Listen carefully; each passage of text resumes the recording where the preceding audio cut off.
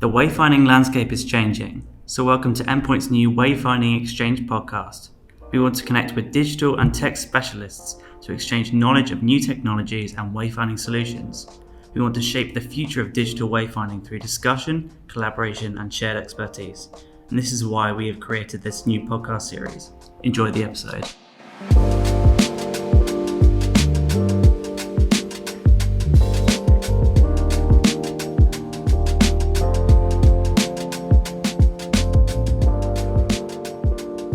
Hi everybody, and welcome back to our new podcast series. In this episode, we're exploring the wonderful world of AI with a gentleman called Guy Gadney, who's the co-founder and CEO of Charisma.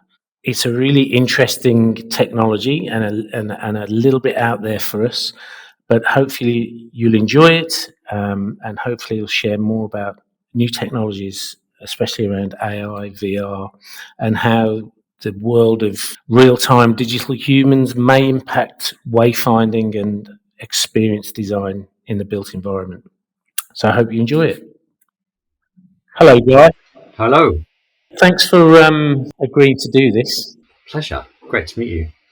I think it's a little bit out there for us, this one, but I'm really interested to find out more. And having read and looked through your website, I'd be really interested to find out if there is, an application for your technology in our sector, basically. I mean, first things first, can you tell us about Charisma? Can you tell us, why it was set up, when it was set up, and a little bit of history about the service? Definitely. So Charisma is a technology platform that allows people to talk to digital humans, virtual beings, these avatars that we see, that you may have come across if you've been playing video games, for example, and normally you either run past them or at worst shoot them. But we feel that they have a life of their own and that it's much more interesting, like in real life, to sit down and chat to them. Equally, we feel that these, and what we're seeing in the market, is that these sorts of characters are becoming key parts of brand strategies. And the reason for that is that one of the holy grails of any brand is trust, and trust from a consumer. And while websites and the web have done a good job of providing information, if you want to find out about a company or order its product, you might go to its website. That element of trust, which to date has largely been driven by people, by humans, has largely been missing a little bit. So what we're seeing is these digital humans appearing on websites. They, because of the nature of their design, because they look like humans, we feel that we relate to them more. And so that's an exciting development, I think, in this world. So what Charisma does is it, I suppose, powers the heart and soul of these. We see a lot of companies doing the visual side. Companies from Adobe through to IBM, through to Microsoft, all of these guys have got really strong visual platforms on which to build these. But very few have got anything that can power their character and their personality. And that's the niche that we saw. And in terms of our background, I think we're sort of uniquely positioned for it because we've always been the bridge between media organizations, the storytellers, the people who design these characters, whether that's Sky TV or the BBC or our clients in the US like Warner Brothers and NBC Universal. We bridge that industry, the entertainment industry, the storytelling industry, with really advanced technology, and specifically, new growth in artificial intelligence technologies that allow these things to be created easily. Because 10 years ago, this would have taken 2 years to do one of these projects. But now we can spin them up in, hours or days. Mm-hmm. Wow. Okay. So just tell us a little bit about how I get the idea of a virtual character. And from what I understand, as you eloquently put, you power the heart and soul. So the conversation, the storytelling part. It's $1 million question. How does it do that? And does it do it smart? So, does it react to certain directions or certain questions. How How does it broadly, work? how does it work? Yeah. So this is I think the advantage of being able to work in AI actually, and specifically, it's a subset of AI called natural language processing. And what natural language processing does is sort of like the name implies. It takes natural language, what we say and the way that we say it, and processes it and understands it. And what we're able to then infer from that is whether the speaker is saying something positive, is saying something negative, is confused, is angry, or is super happy and positive. And I think where we've been to date in the as the broad industry that we all inhabit of business is that these sorts of characters have fallen into call center applications. And as we all know, call centers are monotonous at best. That's their goal. You don't want a call center operative who is very emotional when you speak to them, because God knows we are when we're calling in very often. So that fulfills that particular option. But of course, it's a very rare brand that wants to be seen as monotonous and boring. You think about consumer brands, especially, there's got to be a sense of fun or a sense of spice to it, because it's those pieces that engage with us as consumers.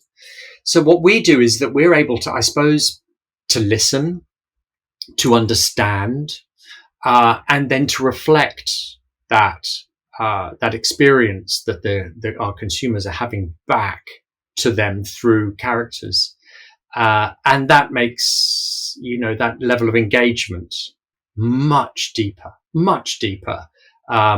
And again, if you think about, say, the KPIs of a call center in its broadest sense, or a sort of chat bot that we see on people's websites, the goal of that is to get you in and out as fast as possible, to solve the problem and end it. Whereas actually, for a lot of brand marketeers, that's not what they want. They want engagement. They want us as consumers to be with the brand, living the brand the whole time. If you're Adidas or whoever, you want your consumers to be wearing that shoe the whole time, not only to wear it for 30 seconds. So that sort of relationship, I think, is what this sort of AI technology enables, and that's the magic, if you like, that sits behind it. Yeah, I think we've all, like you say, more and more experienced the chatbots, and I mean, as time moves on, it seems to be becoming harder and harder to tell whether they're real or not.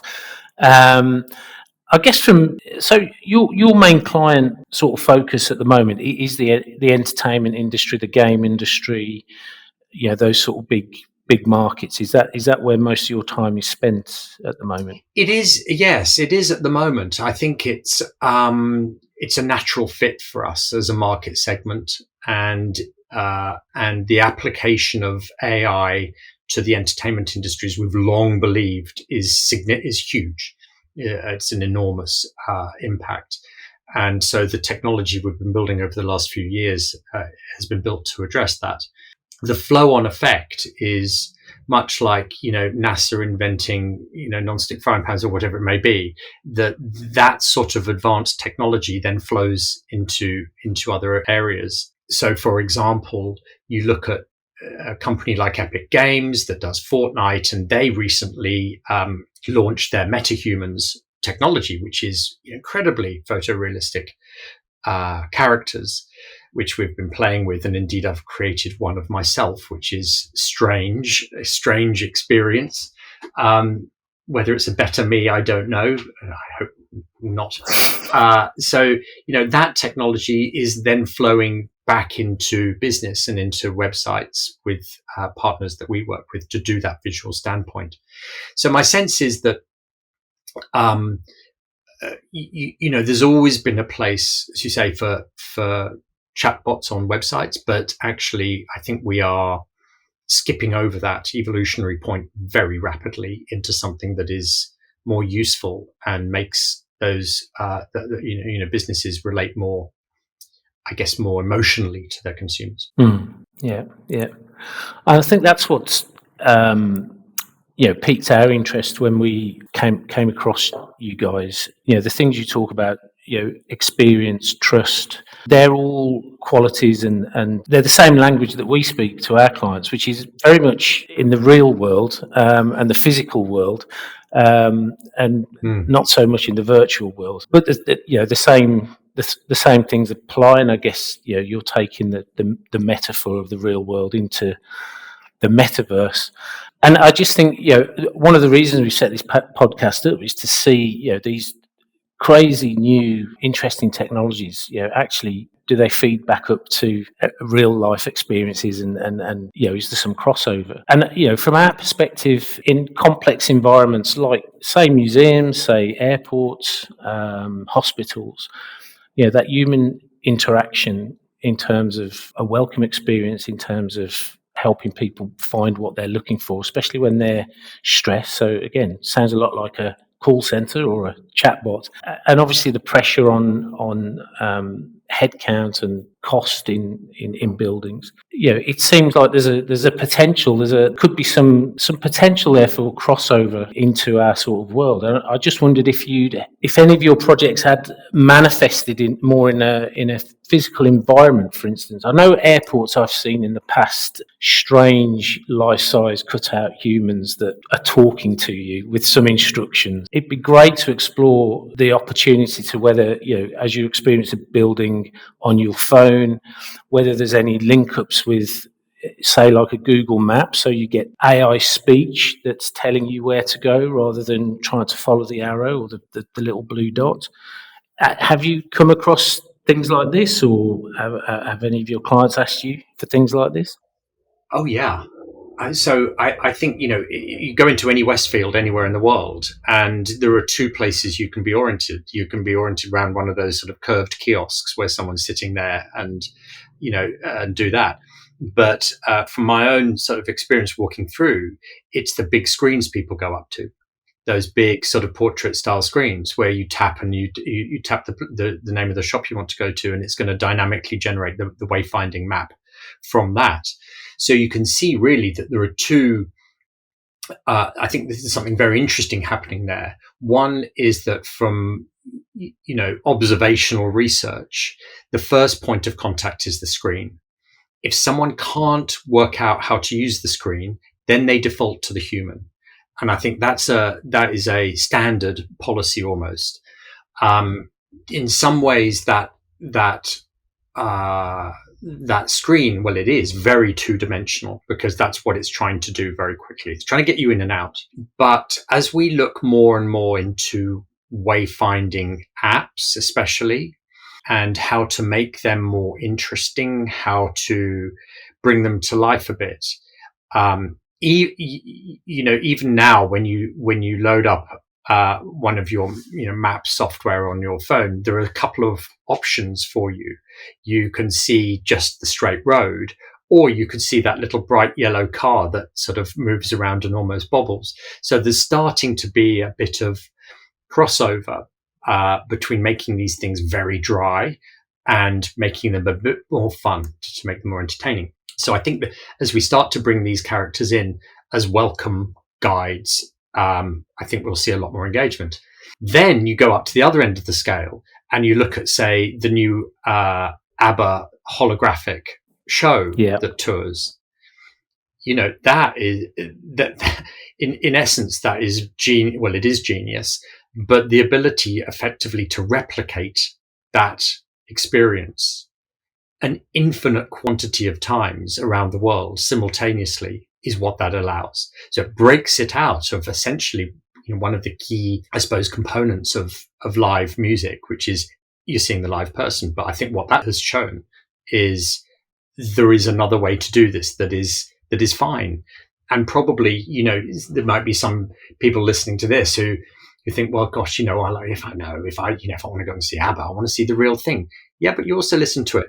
You listen to it on the radio, listen to it on from your phone. There were many different ways to do that. Video did not kill the radio star.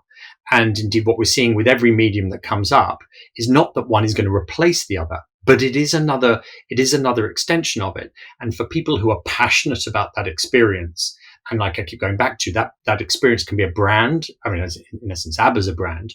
Then you want to consume that in multiple forms. So almost what we're doing, I think, is we're looking to elevate those experiences, whether they're wayfinding, so as you get closer to your goal, you should feel a sense of, hey, I'm getting closer, because you're looking forward to that. And that's the thing. And it's hard to do that solely with an informational interface. Sometimes we do want something that's a little bit more personalized. Yeah. No, I think you're absolutely right. And I know from our experience, I mean, some people are quite reticent to ask for help. But I think, what was the big example? The Olympics, I forget what they called them now, but there was a lot of people on hand to help the crowds.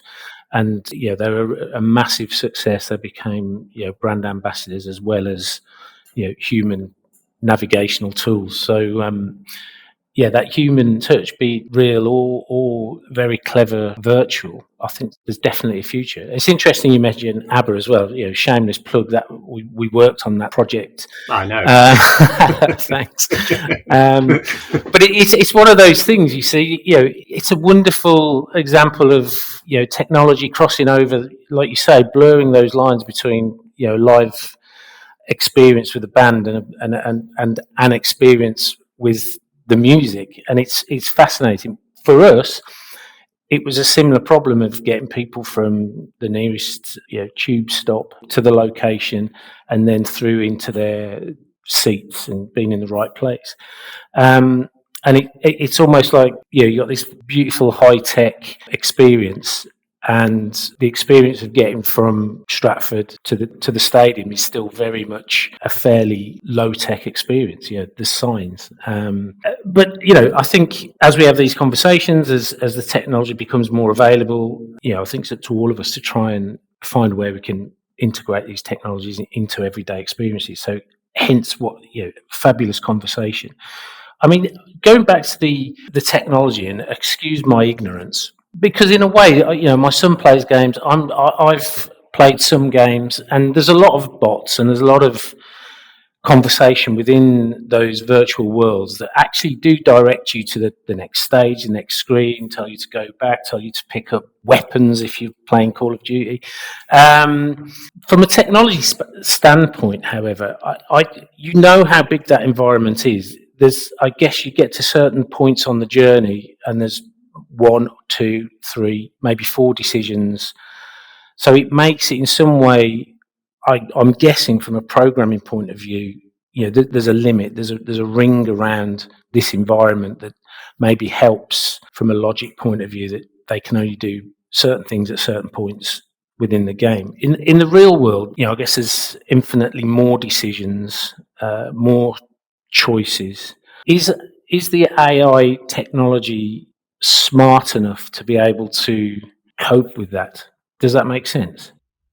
It does, and you've hit on sort of, I suppose, one of the key differences that Charisma as a platform supports, which is storytelling and that narrative piece. Because actually, as humans, we like to think that we have infinite choice. We like to think that we can say infinite things. We like to think that we could say anything. In reality, you look at the number of words we use each day, it's not that many. And I tell you, if I walk down the street and start to sort of say anything to anyone, I'm going to get in trouble pretty quickly. So you've got to look at the psychology of it. Okay, so imagine you're walking down from where you are now to the nearest restaurant. The behavioral choices you actually have are confined by all sorts of complex little social nuances that come from our upbringing, our mood, whether it's raining, whether it's sunny, what we're wearing, all sorts of those things. So actually, while I think we like to have this concept that we as humans can do absolutely anything, the reality is we're more constrained than we think. Now, when you start to look at storytelling, the nice thing about storytelling, which could, by the way, equally apply to you walking from where you are now to that restaurant, is there is sort of a beginning, a middle, and an end. And so we're trying to keep people on a certain amount of, on that journey. And like in any good story, there's usually a 3 or 5 act structure. There's a beginning, middle, and end. And that exists because, again, as humans, and one of the reasons we love games so much, whether that's chess or whether it's Call of Duty, is because, funnily enough, there's an impediment in front of us. And it's that impediment, that hurdle, which is what fires up our brains. If we were able to have complete free reign, we would be wandering aimlessly on our own in a desert, and it would get boring very, very quickly. But the idea of, so let's do a quick thought. You're walking in the desert, and then suddenly, this door appears in the middle of nowhere. Okay, door. Oh, look, I can go through that. You walk up to the door. The door's closed, and you see it's locked. Oh, okay. There's got to be a key around here somewhere. So so suddenly now I'm engaged because I've got a bit of a challenge. So that for us creates the engagement. Yes, theoretically, the AI could understand everything, but in practice, we want to limit it because we want to limit it to what the experiences is that we're creating. And again, whether it's ABBA or whether it's the Olympics, there are constraints within those environments that exist. And our job as experienced designers is to make sure that we're getting people to where they want to go in the most efficient way possible. The most efficient way possible is to make them want to do it. Otherwise you're herding cats.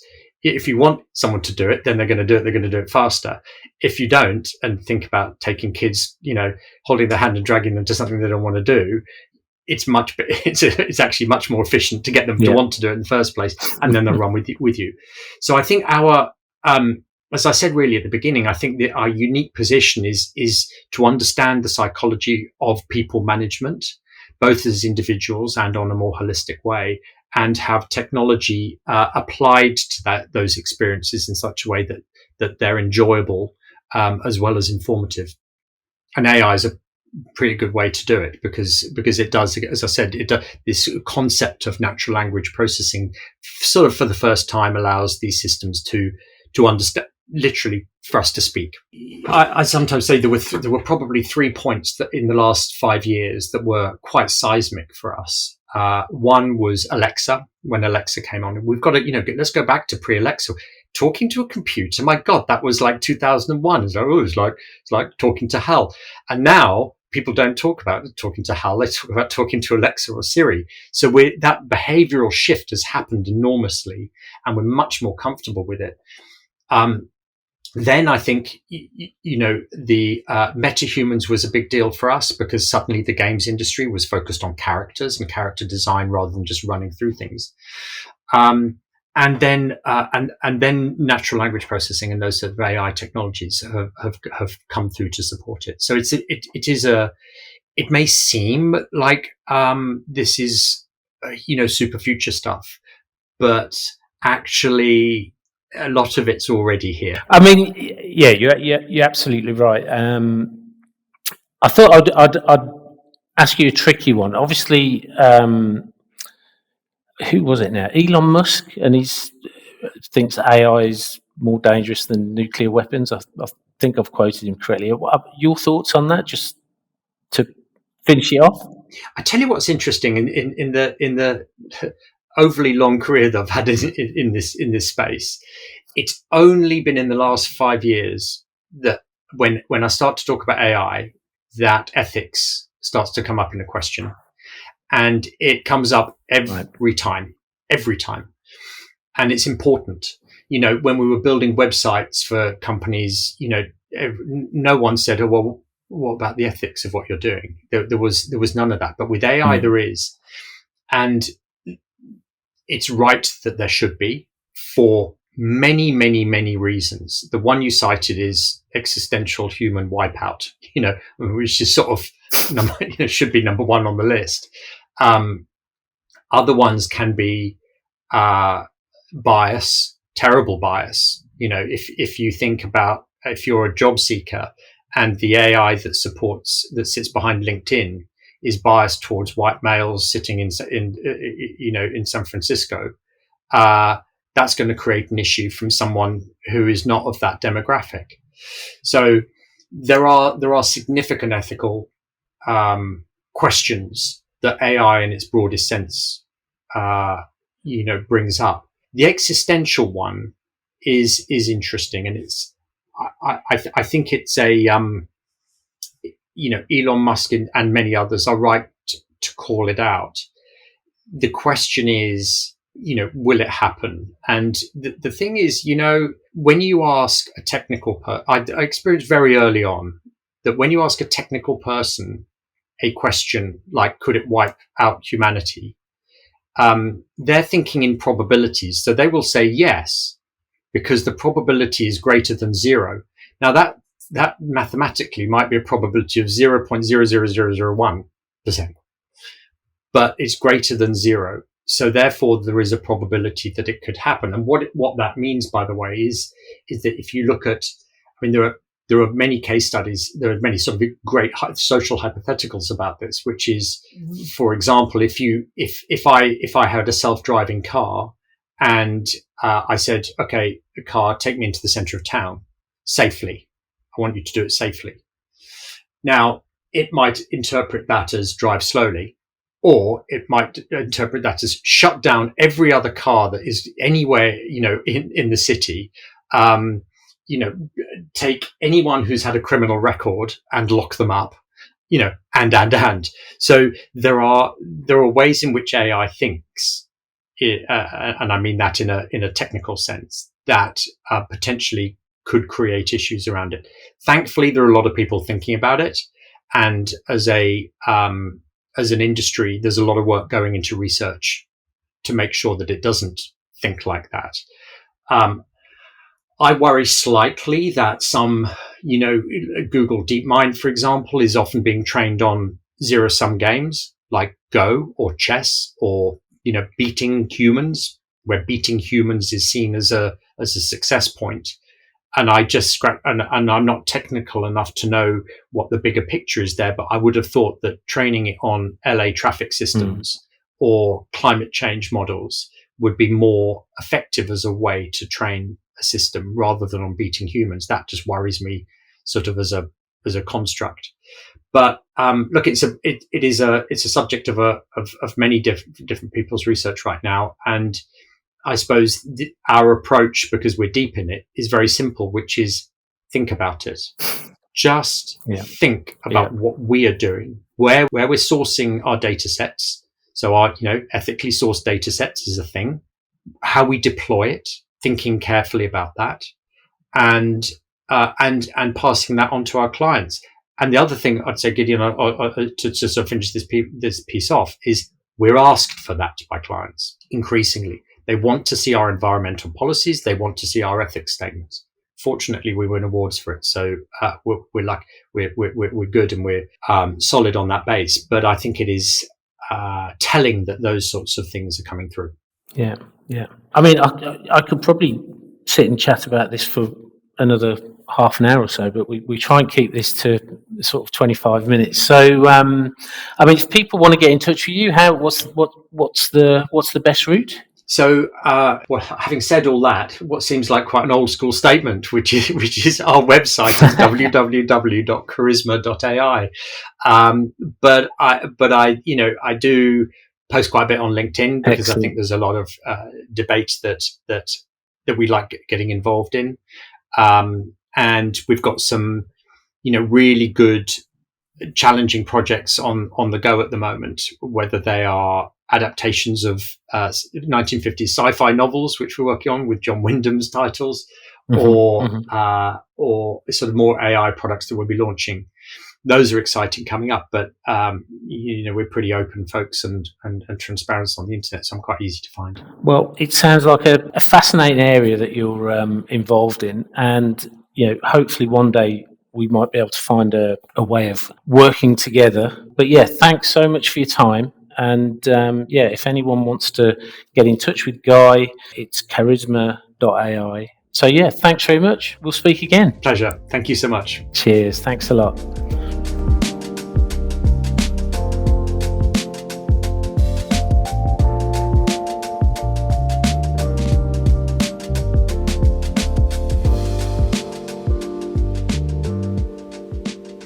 Thank you for listening to our latest Wayfinding Xchange podcast. Stay tuned for further episodes and feel free to contact us with any questions and suggestions for future episodes.